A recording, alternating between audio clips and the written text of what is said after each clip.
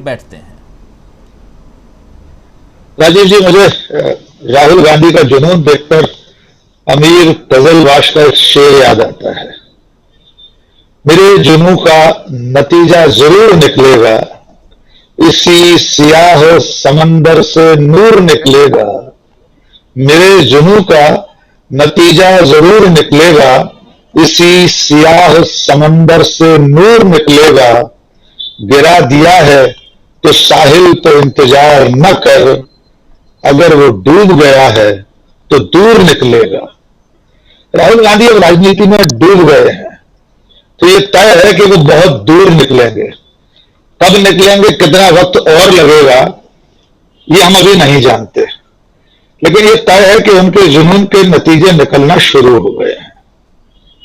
कर्नाटक का चुनाव का नतीजा उसी जुनून का परिणाम है, उसी का नतीजा है।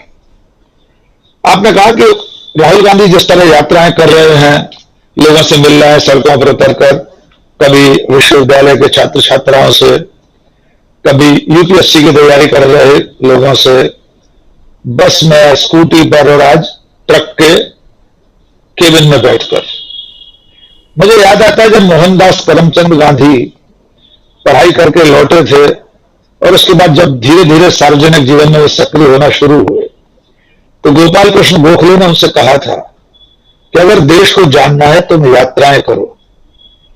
मोहनदास करमचंद गांधी ने तीसरे दर्जे में बैठकर ट्रेन के देश की यात्रा की, अलग अलग हिस्सों में गए और अंततः उस पूरी यात्रा के अंतिम निष्कर्ष में मोहनदास करमचंद गांधी महात्मा गांधी हो गए।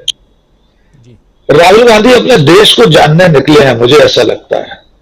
उसका पहला चरण भारत जोड़ो यात्रा थी, और भारत जोड़ो यात्रा 2 जिसे प्रशांत जी कह रहे हैं, वो टुकड़ों टुकड़ों में इस तरह जनता के अलग अलग तबकों के बीच जाकर उसके दुख दर्द, उसकी परेशानियां, उसकी समस्याएं जानने की कोशिश कर रहे हैं।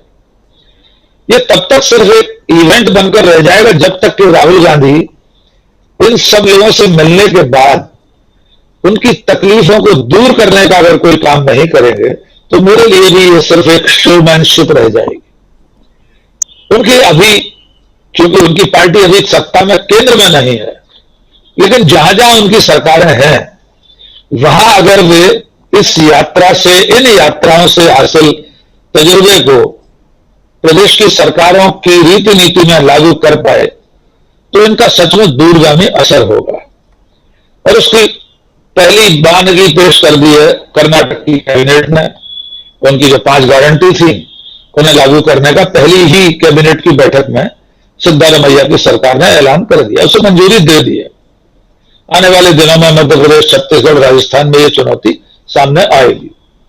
लेकिन एक विपक्ष में बैठे हुए राजनेता को सत्ता की राजनीति के लिए भी अगर यह सब करना हो, तो इसमें अनुचित कुछ नहीं है। अगर यही काम कोई और पार्टी का नेता विपक्ष में रहते हुए कर रहा होता, तब भी एक स्वस्थ लोकतंत्र में उसका स्वागत होना चाहिए। अब आपने प्रश्न किया है कि क्या नरेंद्र मोदी की विदेश यात्रा और उनकी विदेश यात्राओं में होने वाले बड़े बड़े शोज, उनके road show, Modi Modi, howdy Modi इत्यादि इत्यादि को दूसरे पलड़े में रखें, तो राहुल गांधी की इस तरह की कवायद को, इन यात्राओं को किस रूप में देखेंगे?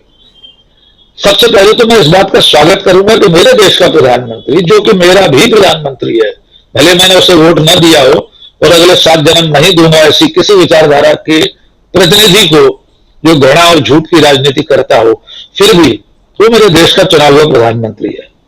वो दुनिया में अगर कहीं जाए, उसका स्वागत वहां, चाहे वो इंडियन डायस्पोरा करे या वहां के लोग करें, मेरे लिए गर्व का अवसर होना चाहिए। मुझे इसमें कोई ऐतराज नहीं है। वो प्रायोजित तरीके से इवेंट मैनेजमेंट कंपनियां करें, ढोल ताशे वाले लाए जाएं, हॉल बुक किए जाएं टिकट बेचकर या निःशुल्क, उनका शो हो, मुझे इसमें भी ऐतराज नहीं है। वे टेलीप्रॉम्प्टर पर देखकर भाषण दें, मुझे कोई आपत्ति नहीं। मेरी आपत्ति वहां शुरू होती जब देश का प्रधानमंत्री विदेश में जाकर दूर देश की धरती पर खड़े होकर यह कहे कि मेरे आने से पहले भारत में कुछ नहीं हुआ था। प्रकारांतर से वे कहना चाहते हैं कि 2014 की मई माह की 26 या 25 तारीख, 16 तारीख से पहले भारत के लोग पेड़ों की छाल लपेट कर रहते थे, चकमक पत्थर रगड़कर आग जलाते थे, कच्चा मांस भूनकर खा लेते थे। जब प्रधानमंत्री ऐसा कहे तो मुझे शर्म आती है ऐसे व्यक्ति पर, ऐसे प्रधानमंत्री पर। मेरी चिंता का विषय सिर्फ इतना है। दूसरी बात, जब आप दोनों की तुलना कर रहे हैं राजीव जी, तो शायद विदेश यात्रा में ये जो भोपाल उठाया जा रहा है, ये जो शोज बड़े बड़े किए जा रहे हैं, इसके जरिए असल में मुख्य धारा का मीडिया और उनका प्रचार तंत्र ये बताने की कोशिश कर रहा है कि देश का प्रधानमंत्री भले कर्नाटक का चुनाव हार गया हो, सब कुछ दांव पर लगाकर, प्रधानमंत्री पद की गरिमा को दांव पर लगाकर नफरत की राजनीति करके भी चुनाव हार गई उनकी पार्टी, लेकिन विदेश में डंका बज रहा है। तो बस हमें उन्हें इतना याद दिलाना होता है कि इससे पहले भी एक नव स्वतंत्र राष्ट्र का प्रधानमंत्री पंडित जवाहरलाल नेहरू दुनिया के किसी भी देश में उस वक्त जाता था, तब इससे अधिक सम्मान उसे भी मिलता था। कैनेडी हवाई जहाज की सीढ़ियों पर दौड़ते हुए चढ़ के पंडित नेहरू का स्वागत करने जहाज के भीतर पहुंच जाते थे। कितने ऐसे दृश्य सामने आ जाते हैं कि रोनाल्ड रीगन राजीव गांधी के लिए छाता लेकर कार तक चले जा रहे हैं। नई पीढ़ी इस प्रचार तंत्र, इस आईटी सेल, इस व्हाट्सएप यूनिवर्सिटी के फेर में अगर ये मानने लगती है कि भारत के प्रधानमंत्री का पहली बार विदेश में इस तरह स्वागत हो रहा है या सम्मान हो रहा है, तो बस उसे इतना याद दिलाने की जरूरत होती है कि श्रीमती इंदिरा गांधी अमेरिका के राष्ट्रपति को आंखें दिखाकर आई थी वही अमेरिका में। 7वां जहाजी जोड़ा हिंद महासागर से लौट गया था। दुनिया के नक्शे को और इतिहास को बदलने का काम भी इस देश के एक प्रधानमंत्री ने किया था।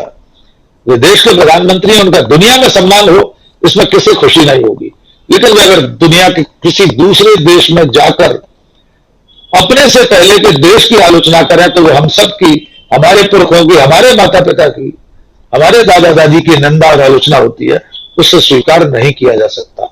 भविष्य की राजनीति के लिए राहुल गांधी की यह कवायद नरेंद्र मोदी के लिए बड़ी चुनौती बनकर खड़ी होगी, ऐसा फिलहाल प्रतीत होता है। इसकी काट क्या होगी हम नहीं जानते। देश का प्रधानमंत्री अपने ही राज्य में एक प्रदर्शन से कई मील दूर अपना काफिला रुकने पर यह कहकर आता है कि अपने मुख्यमंत्री से कह देना मैं जान बचाकर आया हूं। उसी देश में विपक्ष का एक नेता तमाम खतरों के बीच 4000 किलोमीटर की पदयात्रा करता है और आज भी ट्रक के केबिन में बैठकर ड्राइवर्स का सुख दुख जानने के लिए निकल पड़ता है। ये तुलना जिस देश के लोगों को करनी है, उसे किस तरह के राजनेता की जरूरत है। एक अंतिम बात, हम सब भी जैसे जस्टिन ट्रूडो या जेसिका ऑर्डन की तस्वीरें देखते हैं कि जस्टिन ट्रूडो सड़क चलते में लोगों के साथ मिलते हैं, अपने हाथ से मोबाइल लेकर सेल्फी लेते हैं। क्या हमारे लोकतंत्र को, हमारे देश को भी ऐसे राजनेताओं की जरूरत नहीं है कि वे तमाम तरह के बैरिकेड, तमाम तरह के प्रतिबंधों को तोड़कर जनता के बीच जाएं, जनता से बात करें। हमें किसी रेस्टोरेंट में आइसक्रीम खाता हुआ प्रधानमंत्री भी देखना है, मल्टीप्लेक्स में फिल्म देखता हुआ प्रधानमंत्री भी हम देखना चाहते हैं। राहुल गांधी के अंदर वो छवि देश को दिखाई दे रही है। राजनीतिक रूप से अंततः चुनावी राजनीति और सत्ता की राजनीति में राहुल गांधी कितना सफल होंगे ये सब करने के बावजूद इसकी परीक्षा नवंबर में इस साल और मई में अगले साल होने वाली है। तब तक हमें प्रतीक्षा करनी होगी। जी राजीव जी। और एक परीक्षा